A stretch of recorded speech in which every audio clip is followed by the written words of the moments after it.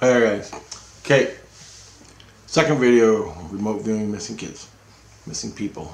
Okay? So, we start, and there's two ways to do it. You can remote view someone, go there and do it yourself. Or, you can call the police and get them to go. There's two ways of doing it. If the person is overseas, or if the person is local, okay? So we had a local one come up. I'm going, this is 30 years, this is 20 years ago, so I'm trying to remember the best I can what happened.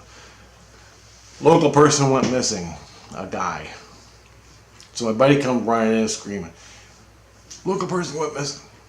So I remote view him, I hook up to him, I change his name. I hook up to him, and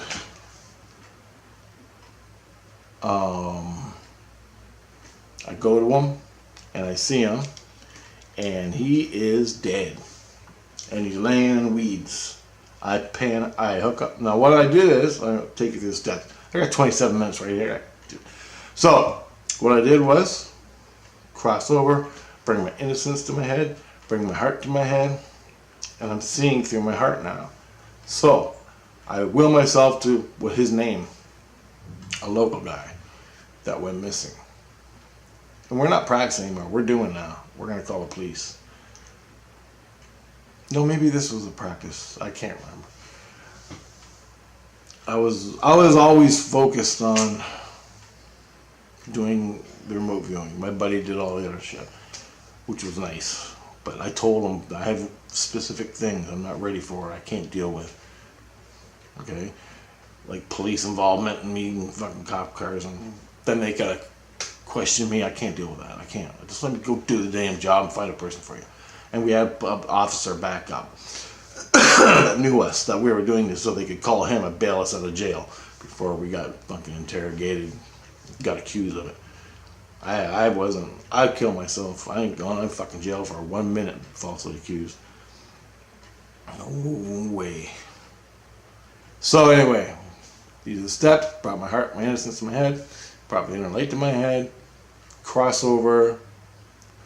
I will myself to blah blah blah. I will myself, and you don't think about it. You don't know where you're going. It's local, but Southern Ontario is pretty big. You just fly. You just you feel yourself, your soul goes flying, and it's black. You're seeing black. Your eyes are closed. I'm flying, and all of a sudden I come down, and I open my eyes, see the guy laying there dead. Right now, I'm still high. I'm higher than him. I'm higher than the earth. So what I did was, you come down to, and I feel the rocks. I feel the rocks, the plants. Okay, so he's laying here and covered, surrounded by plants. So I think, I know he's in the bush somewhere, or in a forest, or weeds. He's in weeds. This is what I opened up to. Then I reach out and I touch his clothes. And he's dead. He's not moving. He's just laying there. Like, maybe he's alive. I don't know, but I ain't hooking up to him yet. I'm just feeling his clothes until I go up and down with my spirit hands until I feel his clothes. Okay? So, then I hook up to his heart.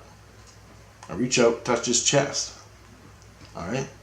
And I project my inner light. Now, as soon as I usually touch someone's chest, the inner light in them shines, okay?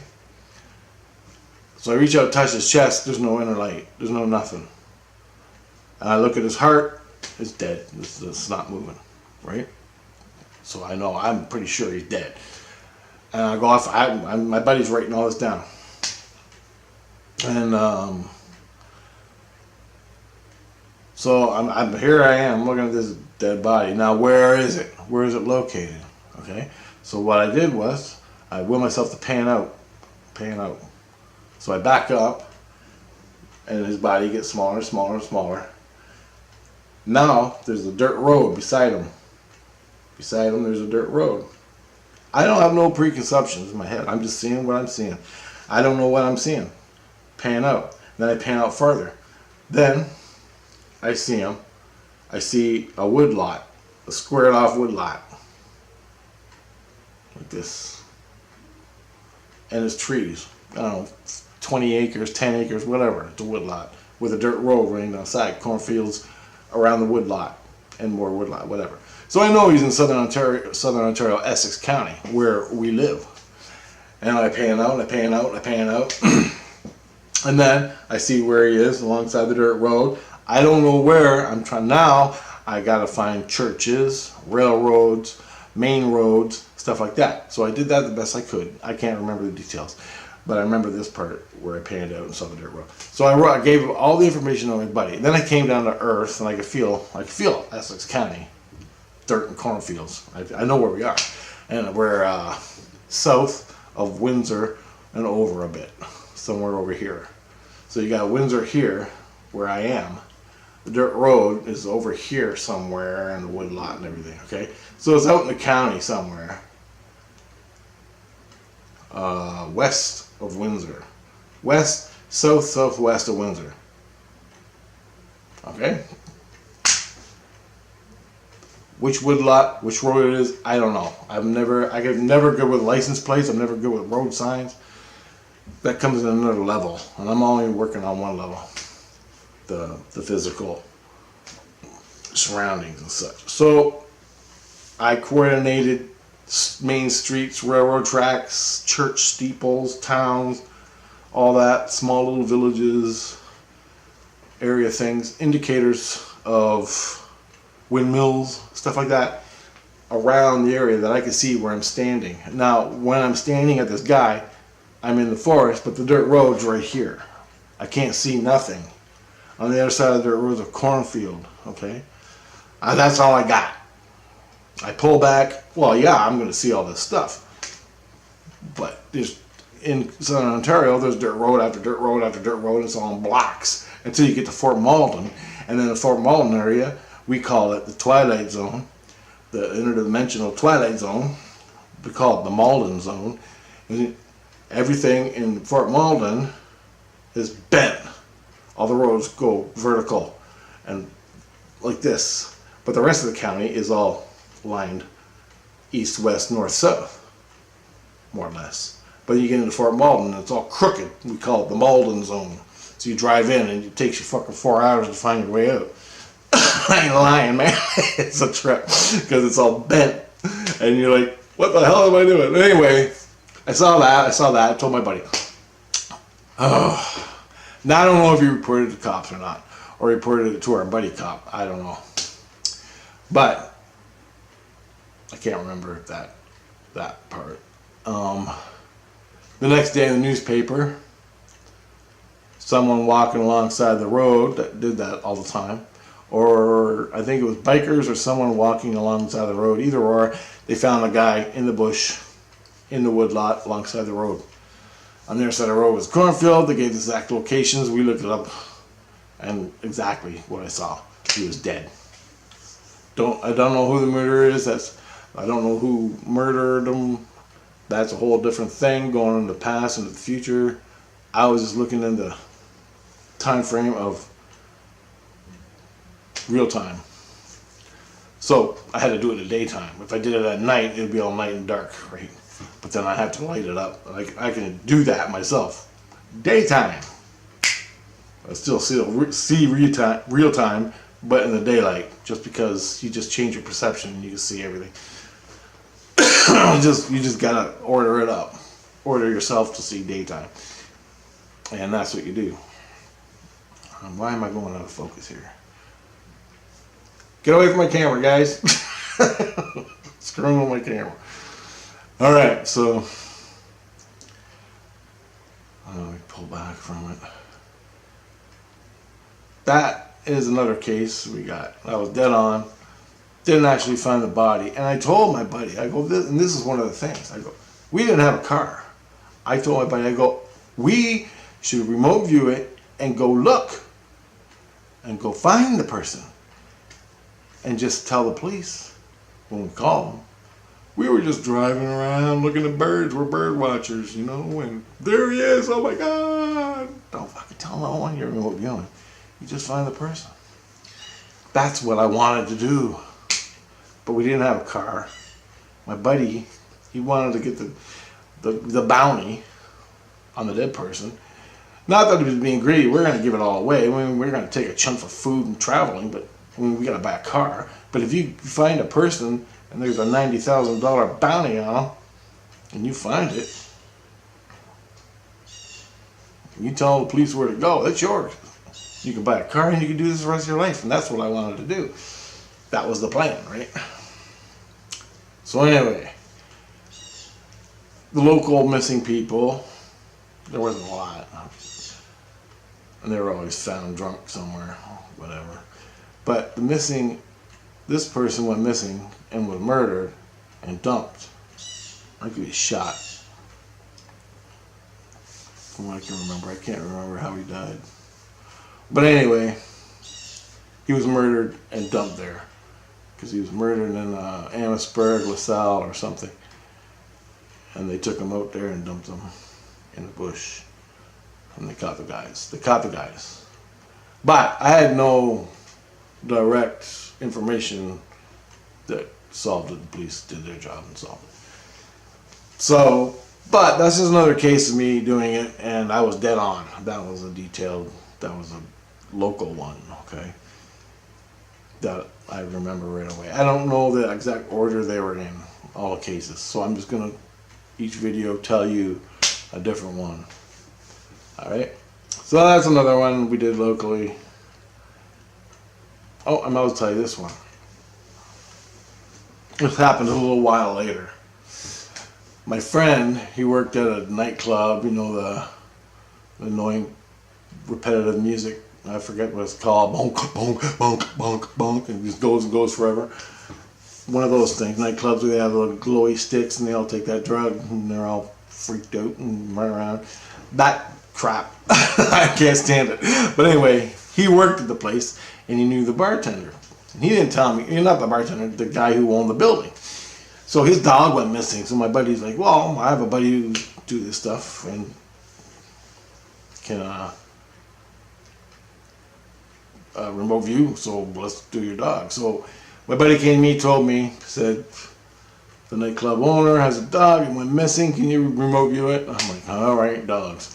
So I hook up to the dog, I go to it, feel its skin, reach out, I will myself to the dog, feel its skin, and then I look at the dog running around, and I know what part of town it's in, and it's in the alleyways. It's in the alleys, going from garbage can to garbage can and stuff like that. When I go, he's in an alleyway down in wherever it was downtown, and he's in the. So we bust our ass out of the coffee shop and run over there to see where I was, because I've been there before. So we're in the alley, we're calling the dog's name, we couldn't find it. So it must have moved to another place. So later that day, I have my nap, I wake up, he goes, check the dog. And I'm like, all right.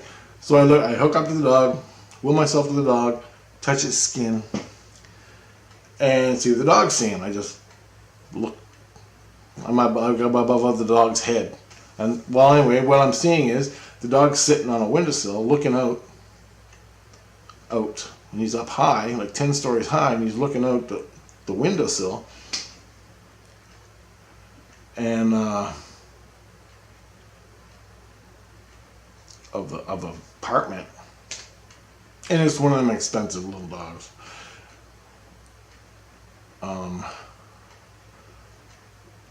A real breed or whatever they are, I don't know. And he's looking out, and I told him that, and he's looking out facing the river. Actually, you can see the nightclub from where this dog is looking out the window. And so I told him that, and so he's like, okay. So there's nothing we could do. Then, as that was happening, I waited a while, a couple more hours, and I hook up to the dog, and the dog's in a cage. Now, I hook up the dog's in a cage. There's other dogs running around, and automatically I know he's in a a dog pound. He's in a dog pound now.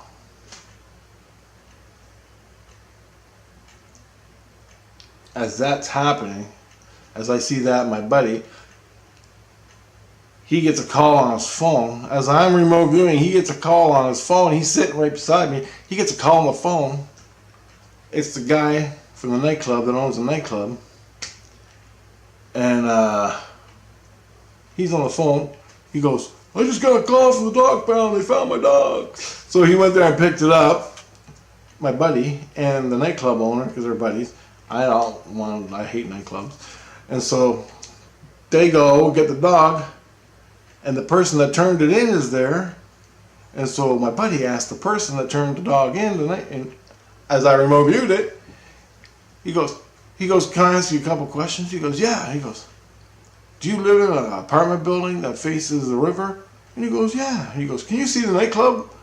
Can you see this, the night, blah, blah, blah, blah, blah, such nightclub? And he goes, yeah. And he's like, whoa. The guy who owned the dog's like, whoa. Couldn't fucking believe it. They go, why? And he goes, well, I have a friend who does remote viewing, and he was with your dog, and the dog was looking out the window facing what he saw. And the guy who owned the building was like, whoa. So anyway, Buddy got the dog back, and what happened was there was a tracking device, a GPS tracking device, and or not a GPS, it was a tag that said, my name is the dog's name, and then I live at such and such a place. And so they got that and called Buddy up to come pick your dog up. That's exactly how it happened. So I had to go meet Buddy. He wanted to thank me. So I walk in there, and he's some Puerto Rican looking guy, which is all good, but he looks gangster, right? He's like, and I walk into the place. These other guys come, but they're not him. They're like security guards or something. I'm like gangster security guards. I'm like, are you fucking kidding me? And they're like checking me out. You know, they're not holding me down or feeling, checking for guns and shit, but they're checking me out, right? And I'm like, oh, so I immediately close up. I'm like, bad garbage. And then all of a sudden, one guy goes in the other room, comes back out, and the dog owner comes out, and he's like, thanks, man. I'm like, yeah, no problem. And he's like closed up tight, like tighter than nails, man. And I'm like, so I thanked him, and he wouldn't look me in the eye, right? He wouldn't look me in the eye. And holy fuck. Get ready. He wouldn't look me in the eye. So I thanked him. And nothing. That was about it. Or he thanked me, and that was about it. And he was doing other things the whole time. He shook my hand, but he wouldn't look me in the eye. To thank you for finding my dog. I'm like, yeah, no problem. And then he turned around and he was doing other things. And the two security guard guys were sitting over here, fucking standing there staring at me. And then I'm like, okay, well, I gotta go. I'm out of this fucking snake pit. I'm out of here. So I'm hanging with my buddy, and we're walking. We walk out the door. We're walking away, and I'm going. I just look at him, and he starts laughing. He starts laughing right now because he knows what I'm thinking. And I go, "What the fuck just happened in there?" And he goes, "You don't want to know." I go, "Tell me, come on, man. I don't clue in yet. I don't think this way. I'm not a fucking criminal, okay? I don't think criminal." He goes. I go, why did you even take me in there? I don't give a fuck about his fucking thank you, right? I don't really care. I mean, I removed his dog, he found it, everybody's happy, good luck. I don't gotta meet him and shake his hand. And he goes, he wanted to thank you. And I'm like, okay. And he goes, well, what was going on in there? And he goes, those were two security guards that are security guards for the place. And I'm like, dude, it's lunchtime. Come on, what? Security. It ain't a nightclub. He goes, you don't get it, do you? And I go, no. And he goes, he was afraid you'd see his other life. And I'm like, what other life? And he goes, just other stuff. I'm like, What? I'm like, duh. And he goes, you know ecstasy? You know, I go, yeah, well. He's like, they pay for drugs and sell the drugs. He's like, you get it? And he goes, I go, oh, I get it now. And he goes, yeah, you fucking, he smacks me in the head. And he's like, yeah. He goes, he was paranoid because you see what he's doing. And I go, and if I did? He goes, just don't say nothing. I'm like, and he goes, well, if you said something, call the cops and got all the information. That's what he was paranoid about, the drug dealer, the owner guy. He goes, that's what he was paranoid about, you seeing his whatever shit he's into. And I go, I don't care about that, I don't do that. I mean, I can. But anyway, I go, would they able to off me? And he goes, probably. I'm like, oh great. I'm going, thanks man, just fucking introduce me to the worst of the worst. And I'm like, thanks buddy. And he's like, nothing would have happened, don't worry about it, nothing would have happened. They're cool guys. I'm like, yeah, cool guys. Cool guys until the little fucking nugget in their head goes, psycho. Yeah, I'm cool. Click. Just, it's all it is. When people got these fucking head crabs, they're all happy and cool. Yeah, we're cool, man. Click. One word can spark these fucking people off. One word. No control of themselves, no nothing. One paranoid delusion. What, you don't know what's in these fucking people's heads. One little click and you're dead. So there's another couple of cases I had local and remote viewing local. So stay tuned and more to come.